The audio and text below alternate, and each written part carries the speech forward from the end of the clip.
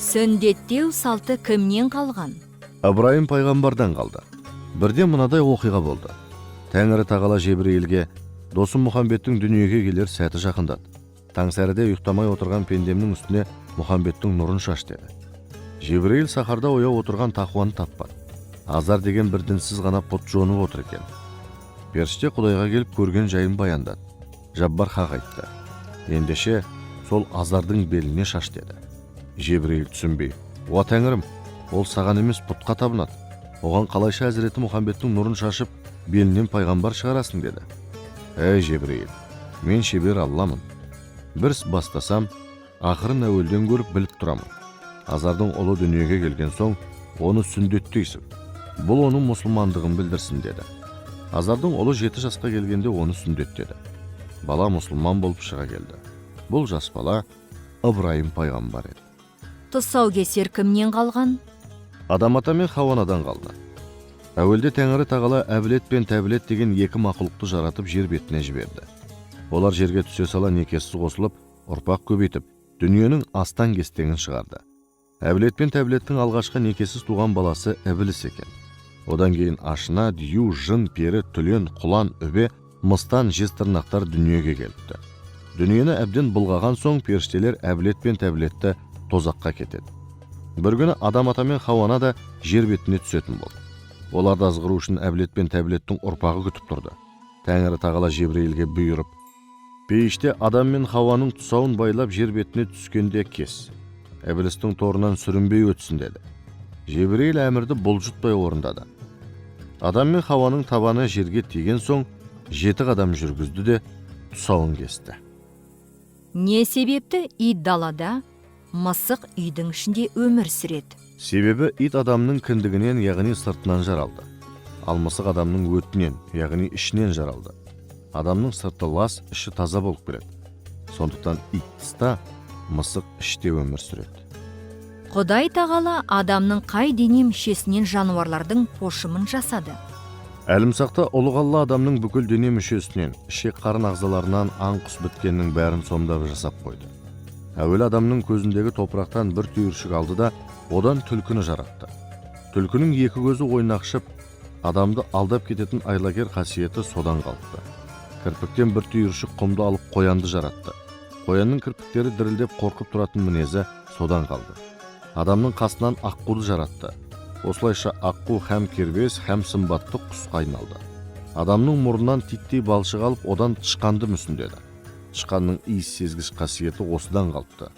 Адамның құлағынан үкіні сомдады. Үкінің дыбысты жақсы еститін қасиеті осыдан дарыды. Адамның иегінен текені жаратты. Текеде сақал болатыны осыдан екен. Адамның ерінен үйректі жаратты. Үйректегі тұмсық осының нышан екен. Адамның тісінен бір түйір қиыршық алып, одан қасқырды жаратты. Қасқырдың жыртқыш болатыны содан екен. Адамның тілінен бал арасын жаратып гүлге қондырды. Осыдан бастап бал арасына екі қасиет қатар дарыпты. Шақса у екен, бал берсе шипа екен. Беттің балшығынан таусты жаратты. Оның ғажайып сұлу бейнесі содан пайда болды. Бірақ көркем түріне мастанып опық жеп қалатыны қасиеті де осыдан қалыпты. Адамның шашынан кірпіні жаратып жан беріпті. Кірпінің үрпейіп, тікірейіп жүретін әдеті сол екен. Адамның маңдай топырағынан бүркітті ұшырды. Бүркіттің биікте самғайтыны, әрі паң мінезі осыдан қалыпты. Кеуде топырағынан арыстанды тірілтті. Арыстанның айбатты келетіні осыдан екен. Иығынан бір уыс топырақ алып, өгіздің ұрпағын өргізді. Өгіздің күшті болып, диірмен тартатыны содан екен. Адамның мойын топырағынан керік жаралды. Керіктегі мойынның серейіп ұзын болғаны содан екен. Адамның кіндік топырағынан ит пішінделді. Осының себебінен ит пен адамның тіршілігі бір-біріне тәуелді бопты. Адамның арқасындағы азғантай топырақты сылып алып, одан түйені дүниеге келтірді. Түйенің ауыр жүкті қиналмай арқалайтын қайраты осыдан қалыпты. Адамның омырауынан сиырды пошымдады. Сиыр содан бастап сүтті жануарға айналды. Адамның қабырғасынан мешінді тірілтті. Мешіннің адамға ұқсаған пошымы осыдан қалыпты. Адамның білегінен жолбарысқа дене мен жан берді. Жолбарыстың қайратты әрі алымды болатыны осыдан екен. Адамның алақан топырағынан қойды шұбыртты. Қойдың берекелі жануарға айналғаны осыдан екен. Адамның саусағынан өрмекшіні өргізді. өлмекшінің торт оқитын ісмерлігі осыдан шығыпты. Адамның тырнағынан көр тышқан дүниеге келді. Көр тышқанға жер қазатын қасиет осылай дарыды. Адамның тізесіндегі топырақтан алып пілді жаратты. Піл аяғының әрі жуан әрі күшті болатыны осыдан екен. Адамның табан топырағынан жылқыны жарыққа шығарды. Жылқының жүйрік келетіні осыдан қалыпты. Адамның балтырынан киікті жаратты. Киіктің жылдам жүгіретіні осыдан қалыпты. Адамның өкшесінен тасбақаны жаратты. Тасбақаның қатты болатыны қасиеті осыдан қалыпты. Адамның құйрығындағы топырақтан доңызды жаратыпты. Доңыздың арам жануарға айналған себебі сол екен. Адамның қолтығындағы топырақтан күзенге тіршілік сыйлады.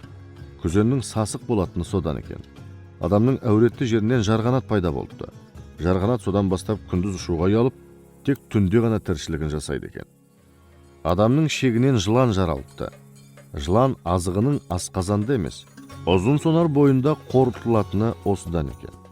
Адамның өтінен мысық жаралды. Адам үшін мысықтың бірде пайдалы, бірде зиянды болатыны осыдан екен. Адамның бүйрегінен балықты жаратты. Балықтың суда өмір сүретін қасиеті осыдан қалыпты. Адамның өкпесінен құрбақа жаралды. Құрбақаның бірде үлкейіп, бірде кішірейіп жүретіні осыдан екен. Адам мен жан жануардың арасында осындай жақындық болғандықтан да оларды нақақ өлтіруге тыйым салынды. Ал адамның ет жүрегінен ешқандай жануарды жаратпады. Себебі ет жүрек адамға ғана тән ағза болатын. Айуанда жоқ, адамда ғана бар мейірім, махаббат, шапағат, қанағат, сабыр, сақтық, еркіндік, жауапкершілік сияқты адами қасиеттердің ұйыған мекені ет жүректің іші екен. Сондықтан адамдық бейнесін сақтап қаламын деген пенде жүрегіне ие болсын. Пейішке кіретін бір ит бар. Ол қайсы? Ол Асхабул Кефтің иті. Пейішке кіретін бір түйе бар. Ол қайсы? Ол Салық пайғамбардың түйесі. Пейішке кіретін бір есек бар. Ол қайсы? Ол Ғайсаның есегі. Пейішке кіретін бір қой бар. Ол қайсы? Исмағұлдың орнына құрбандыққа шалынған көк қошқар. Бір жансыз зат бар. Иесінен бұрын пейішке кірген. Ол не? Ол Ыдырыс пайғамбардың кебісі. Әлғиса оқиға бұлай болған. Бір күні Тәңірі тағала періштелерге Ыдырыстан асқан білімді жоқ деп мақтанды. Періштелер Ыдырысты Құдайдың рұқсатымен қонаққа шақырып сынамақ болды. Сұхбат үстінде Ыдырыс Әзірейілге: жан тапсырып көргім келеді. Жанымды алып қайта салшы. Өлім хәлін бастан кешіп көрейін деді. Әзірейіл Ыдырыстың жанын табанынан тартып, мұрнынан суырғанда Ыдырыстың жан дауысы шықты. Жанын қайта кіргізгенде Ыдырыс: жан шіркін тәтті екен. Қатты қиналдым.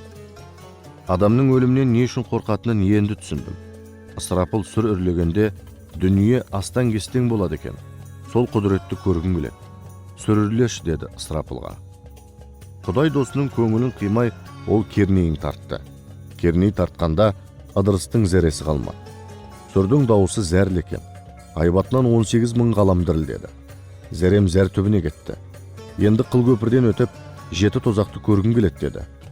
Мәкәйіл оны қыл көпірден алып өтіп, тозақты көрсетеді. Тамұқтағы сұмдықты көріп, жаны шошайды. Тозақ қорқынышты екен. Алла пендесін тозаққа тастаудан сақтасын. Енді жұмақты аралап көрейін деп Жебірейілге қолқа салды. Ол да Құдай досының көңілін қимай келісіп: жарайды, бірақ шартым бар. Пейішке кірген адам қайтып шыққысы келмейді. Қайта шығам деп уәдеңді бер деді. Ыдырыс сөз берді. Жебірейіл оны ертіп жұмақтың 8 қабатын түгел аралатып көрсетті. Ыдырыс сәмбі талдың жанына келгенде бір кебісін әдейі ұмытып қалдырды. Аралап болған соң пейіштен шықты. Жұмақтан ұзай бергенде: пейіште бір кебісім қалып қойды. Тез барып алып келейін деп рұқсат сұрады. Жебірейіл: жарайды, тек тез кел деді. Пайғамбар сол кеткеннен мол кетті. Кешіккен сайын періште мазасызданып тұрды. Шыдамы таусылып, Ыдырысты іздеп қайта кірді. Қараса, пайғамбар әлгі сәмбі талдың саясында дамылдап жатыр екен. Әй, Ыдырыс, бұл не жатыс? Мен сені күтіп тұрмын ғой. Шық сыртқа деді.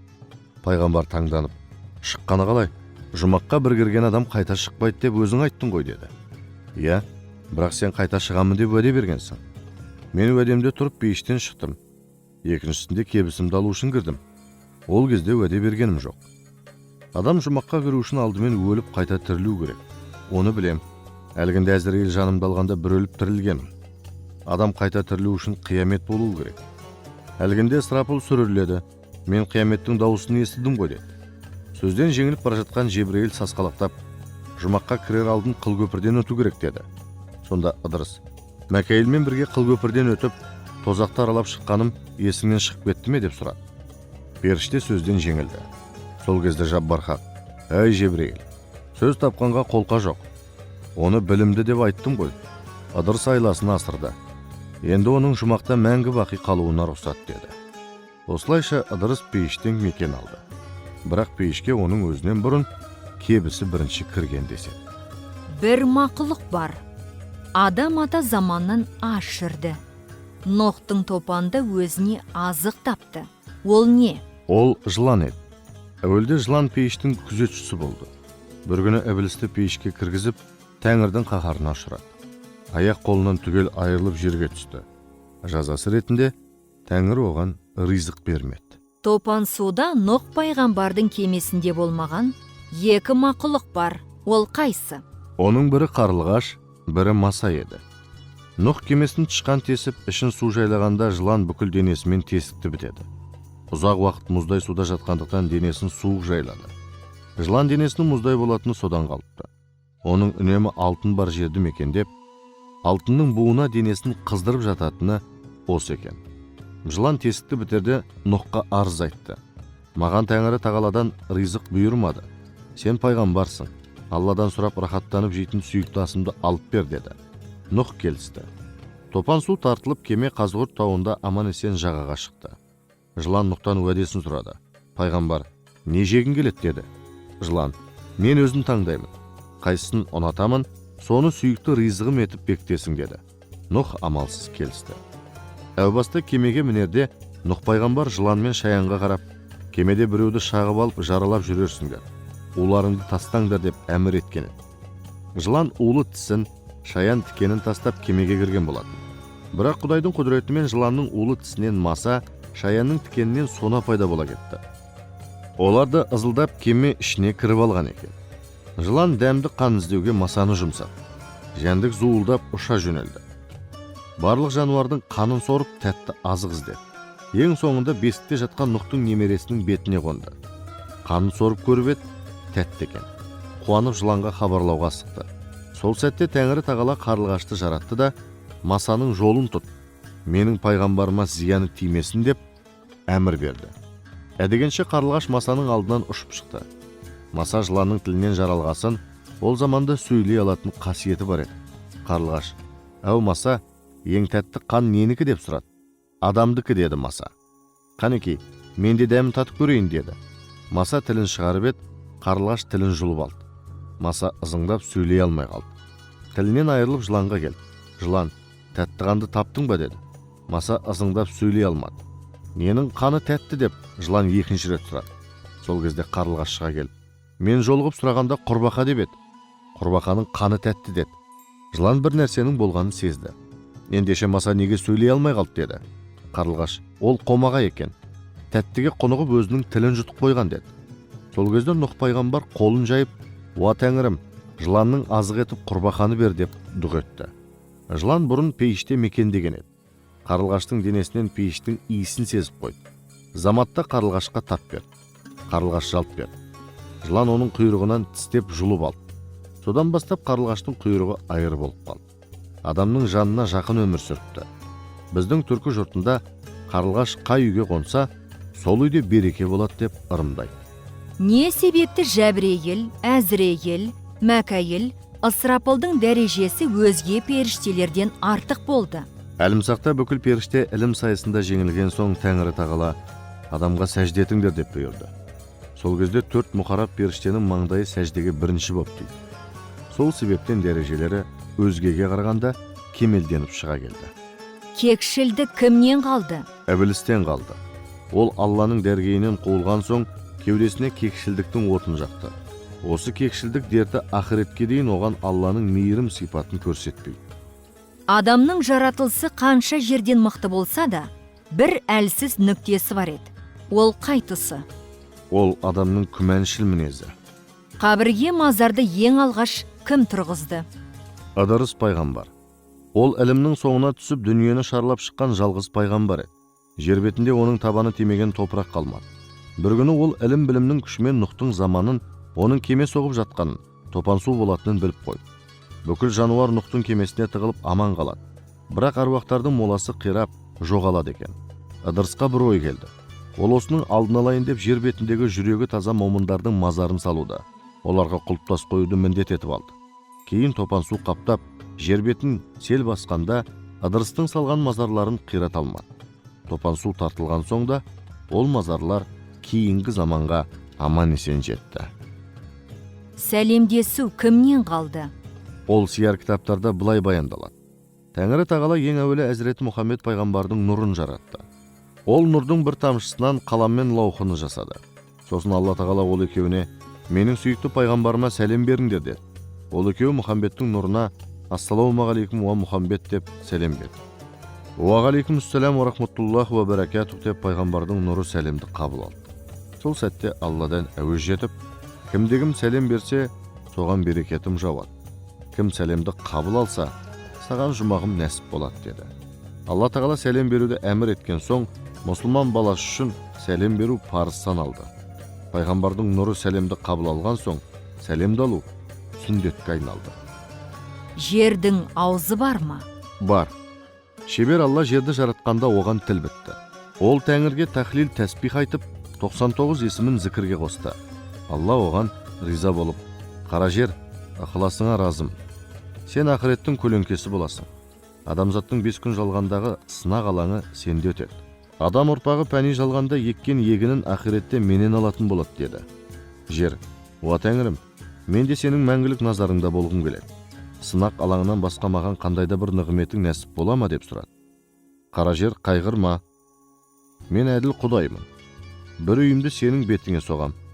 Құдіретімнің белгісі ретінде қара тасты жерге түсіремін. Тәубе қылып менен рахмет тілеген құлдарым менің үйіме зиярат жасайтын болады деді. Жердің осы тахлил тәсбих айтқан аузы қазіргі Меккенің орны екен. Ұлық Алла адам ата жазықты болып жерге кетерде оған былай деді. Әй адам, жерге барған соң менің үйімді соғасың. Мен әлімсақта қара жерге құрмет көрсетемін деп уәде еттім. Барлық қылған тәубеңді Қағбаға барғанда қабыл көремін. Қағбаның белгісі қасиетті қара тас болар деді. Содан бастап Қағба Құдайдан рахмет тілеп, қажылыққа баратын барлық тақуа тауазылардың киелі мекеніне айналыпты. Әруаққа неге Құран бағыштайды? Ол туралы мынадай аңыз бар. Тәңірі тағала ешқашан ештеңеден жаралмаған әуелден бар зат еді. Әлемнің іші де тысы да бір өзі. Әлемнен бөлек емес, бірге де емес құпия қазына болатын.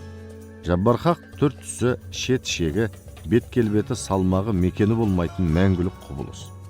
Құдай өзінің құпиясын ашып, рухани қазынасы мен шарапатын 18 мың ғаламға тарату үшін өзіне орынбасар жаратуды ұйғарды. Сол кезде тау-тас, орман, ағаш, от, су, аспан, жер барлығы адамды менен жаратса екен деп таласты. Мен биікпін, менен жарат деді тау. Мен әзизбін, менен жарат деді алтын. Мен тасқынмын, менен жарат деді су. Мен дүлеймін, менен жарат деді жел. Мен күштімін, менен жарат деді от. Мен асқақпын, менен жарат деді аспан. Мен жұмсақпын, менен жарат деді ағаш. Мен қаттымын, менен жарат деді тас.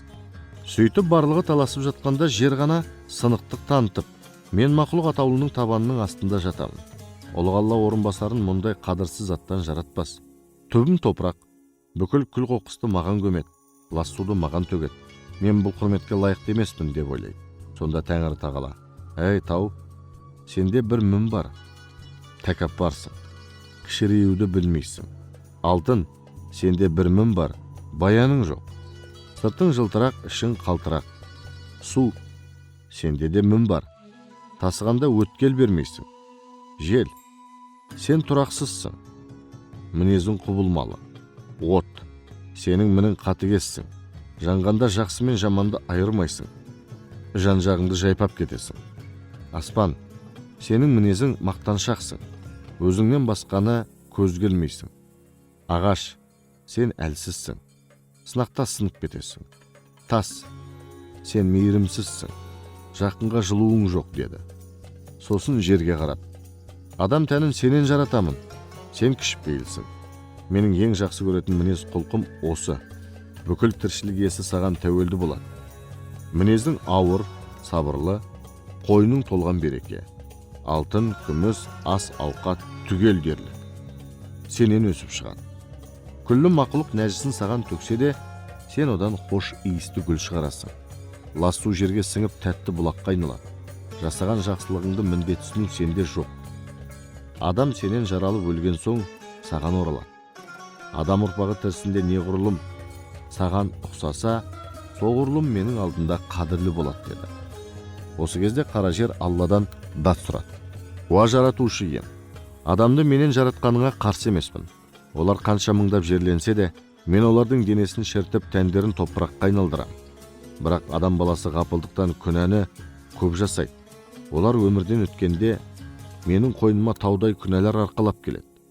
Сонда олардың ауыртпалығын кім кетіреді? Жасаған қиянаттары мен зорлық зомбылықтары менің де арқама батар, деді. Қара жер, қайғырма, мен шебер Алламын. Олардың күнәсін жойып, саған салмақ салмауға құдіретім жетеді. Мен адам ұрпағына Құран сүремін. Марқұм болған адамның ұрпақтары әруақтарды еске алып, оларға Құран оқытып, дұға ететін болса, олардың күнәлары жойылып отырады. Сонда саған да артық жүк түспейді.